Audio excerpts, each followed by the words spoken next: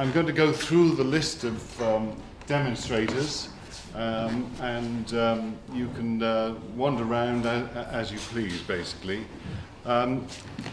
Starting with Tom Perkins, and no introduction, of course, is drawing letters.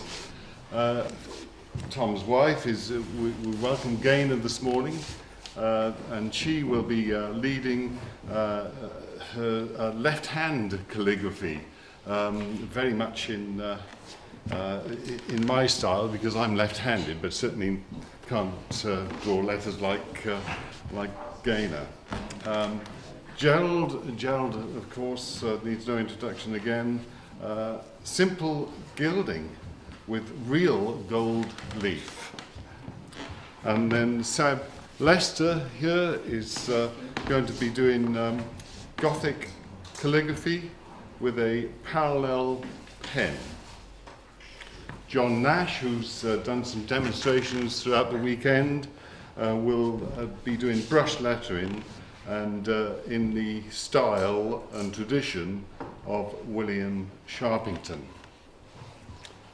And finally, Gareth Colgan tells me he's brought his pen, but he's not quite sure what he'll do with it. So, remains to be seen. You can tell me what you're actually doing. What am I doing? I'm drawing with a pencil. I'm drawing letters with a pencil, yeah. Lowercase letters with an HB pencil. This is how I work all the time. Just with one of these, one of those. This is how I sharpen it. Like this and like that. People forget that a pencil is a tool. They do. They come along to courses with things about this long, with a stubby little point. You can't draw with that. It's got to be done properly, set up properly, in my view. Do you know what Eric Gill said? One of the most important things that he learnt was when his father taught him how to sharpen a pencil. You all think I'm joking. It's all absolutely. What's that? The serious. They laugh at you. But it's all true. It's all true. Now, who's on my way here?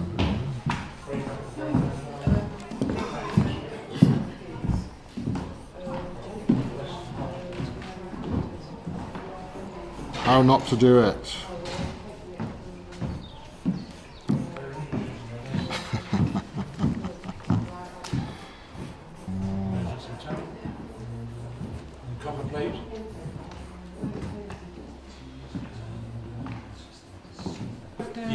So long as I've done any calligraphy, that's the start of it, really. But you see, once you've got, just do one without a serif. I think it's easy to. Do you find it's easy to get that natural inclination to doing a metallic? I always find myself. Yeah. So to get that really upright shape is quite really tricky. I think. All you've got to do then, look. Work on it like that. I mean, you know, that can come around a bit more or something, and do that, and work on those little areas. You see, and that's really how we got to this.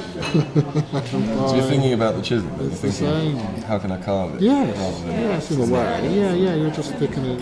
But just by doing that, you're already on the, so when people say, oh, calligraphy, it's all airy-fairy and all the rest of it. But really, you can see how just with a few changes it became, what we're doing now.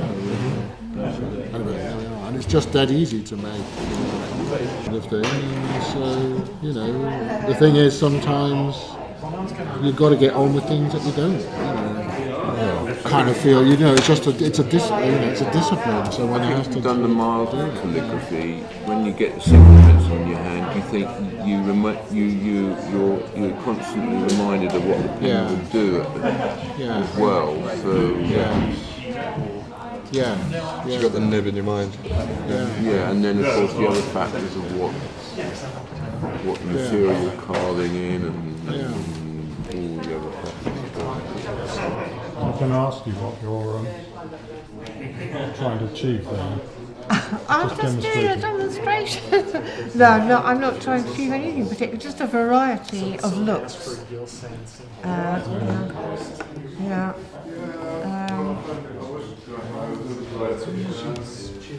And some contrast of weight and stroke quality.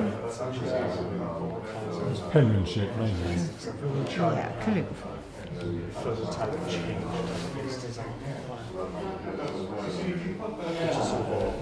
That's the part of text where it's like.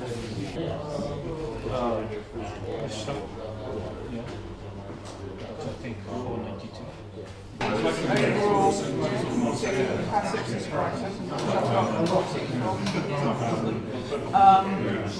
Plaster of Paris, white lead, fish glue, but we use cicative as a substitute. It's got to be slate plaster too, which takes a month to slate. Yeah.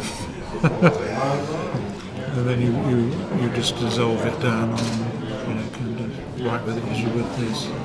But the advantage you get this lovely mirror-like kind of finish. So that is the superior method. So this method is. I know that's often used as a size, is to just melt down a bit of stripping of parchment. Yeah. Oh, parchment. Well, that's with gelatine. Right. You can buy little gelatine capsules, half a capsule in about a pint of hot water, and that's your size. And it's brilliant. That's what I sort of feel I'm lacking, is a lot of information on materials and that sort of thing. I've lost touch with that side of calligraphy. Yeah. Well, the calligrapher's handbook. I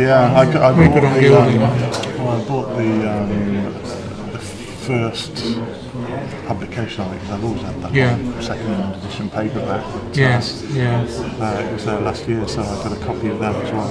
Yeah. This is another type of with, this is shell draw.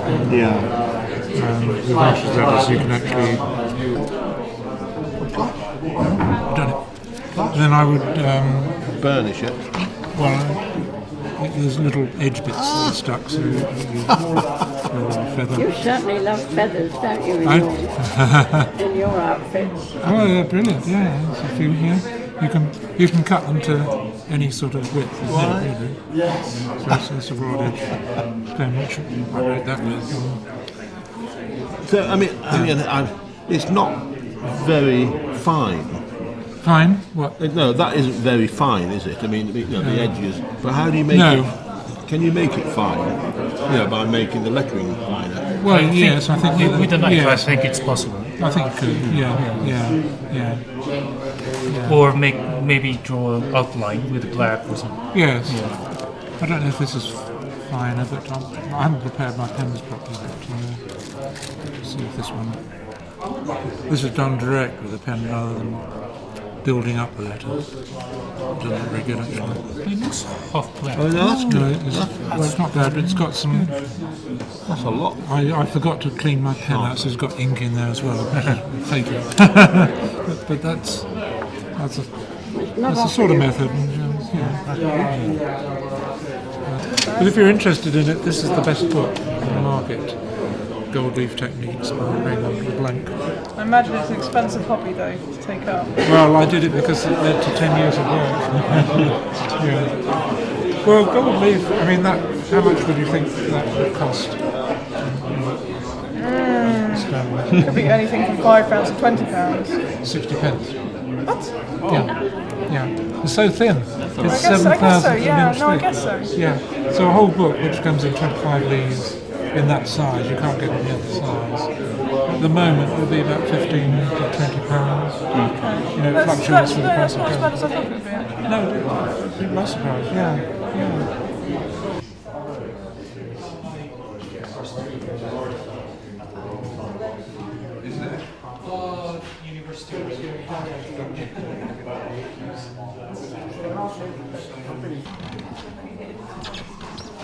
I ask you what you're demonstrating here? Or?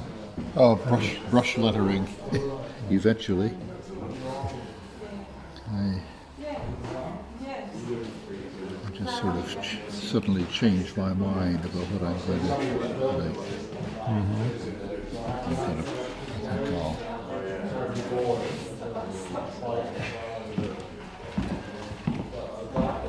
So you're sort of working out where it all goes and... Yes. Yeah. I was going to do Johnston again, and I thought, well, instead of that, I'll do a couple of my grandsons' names. I'm sure I can find some useful if I do.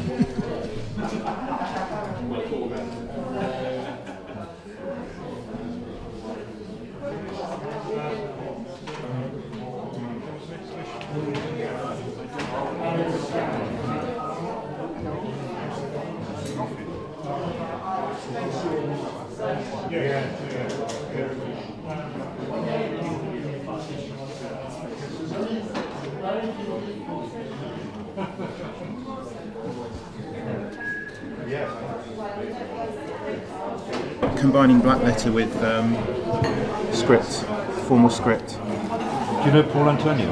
I do, yeah. I thought you probably would. He's a nice guy. He was very helpful actually. He's very generous with information and stuff. Keep meaning to go around to his studio, but haven't had the chance. But yeah. But do you start with this? The dance or the upper stuff? That's lots of serious vectors. Yeah, serious vectors. Yeah. They're all double lines. Yeah, just noticed. You need to be patient. Yeah. What happens is, this is what happens when you made to design corporate typefaces for 9 years. Well, what you could Something do is in your head snaps, you stop down you here. go to the opposite end. Because you see, this is where it gets thin. And then You don't draw start sans here. serifs anymore. Because the draw, downscapes are easier, yeah. you know, other challenging things. Yeah.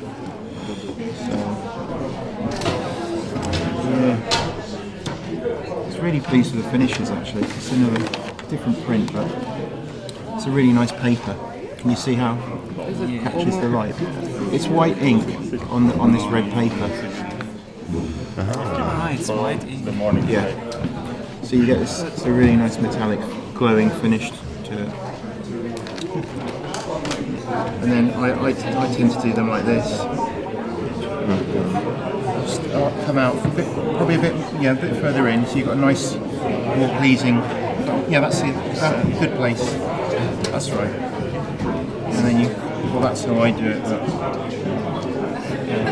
that's it. Good. It's good. That's the principle. It's very addictive. It's very addictive. And you've got, it's metallic. It's a metallic end. It's a good. Italics are probably as good a thing to learn as anything else. But that's how he worked. He started out with something really bad, and he kept going. He got it right, working it and changing it until he got it. And I suppose that's the way I do it. How often once you finish that page? No, you would just chuck this on the floor and keep going. So you don't really refer to it? Oh well, I would, once I had something that I thought was working, say if I thought it was working, I would take that and then get another piece of paper and put it down with a pencil next time. And I would just go over it with a pencil and make modifications as I went along. So if I had a good idea, I thought. And now you see, what you do is you work out exactly where this goes, rather than this, so that what you have is a set of relationships between this space, this space, this space, this space, this one, and weights, widths, etc. It's really, really, really simple. So a key. Like 4 lines or 5 lines, but which, when you look at it, you think it sort of sings because the relationships with the spaces are absolutely precise, and because you can. It's what Edward said yesterday. Well, you weren't here yesterday, but Edward put up a title page from Faber yesterday, which had David Jones' inscription on one side of it, and he said it's a terrible title page, like pre-Ron Costa, the chief designer for Faber, because there was no sense of grouping or relationship of space, anything of that kind in it.